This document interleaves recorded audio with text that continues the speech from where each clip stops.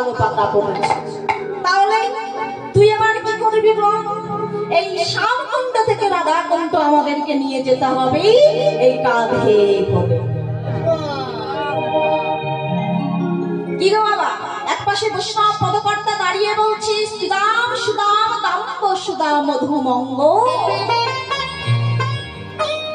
এমন করে তোমরা বলো না।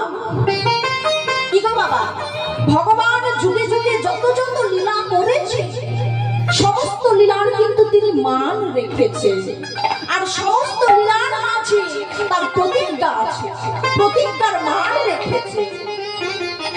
এমন ভাবে বলো না। তাই বলছি গোবিন্দ আমার বলছি আমি নিয়ে যাব। তাই কি করেছি বাবা, আজ ভক্তির মনোবাঞ্ছা পূর্ণ করবার জন্য সুবলকে বলছি, সুবলকে কে আমার কাঁধের চাপটি পলাই, আজ আমি সেই রাধা কুণ্ডে নিয়ে যাব। এই বলে আজ যখন সুবলকে বাবা এই কাঁধে চাপিয়েছে, গোবিন্দ বলছে সুবল সুবল সুবল। কি গো বাবা, যখন কাঁধে চাপে দুই পা কিন্তু বাবা দুই দিকে ঝুলে থাকে, থাকে না? গোবিন্দ বলছে সুবল দুই পা দুই দিকে করে বসিস না, দুটি পা এই সামনের দিকে ঝুলিয়ে বস। কেন বলছিস? সুবল তোর বসতেও ভালো হবে, আমার নিয়ে যেতেও ভালো হবে।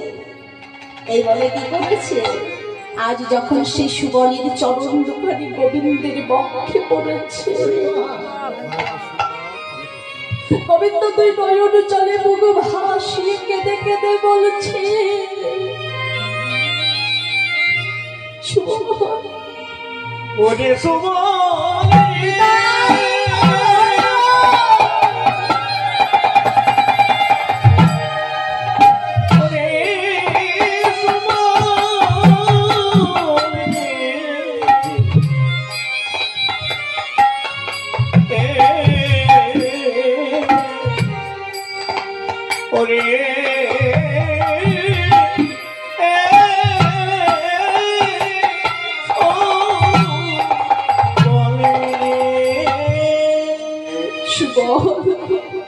একটু ভালো করে বস।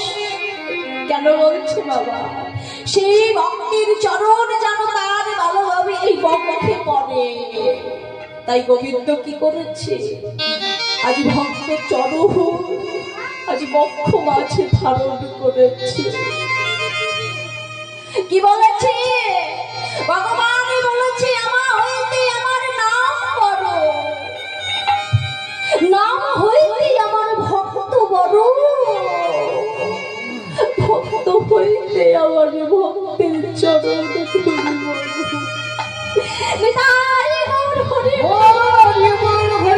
ধরি বড়। তাই কি বলছে ভক্ত চরণ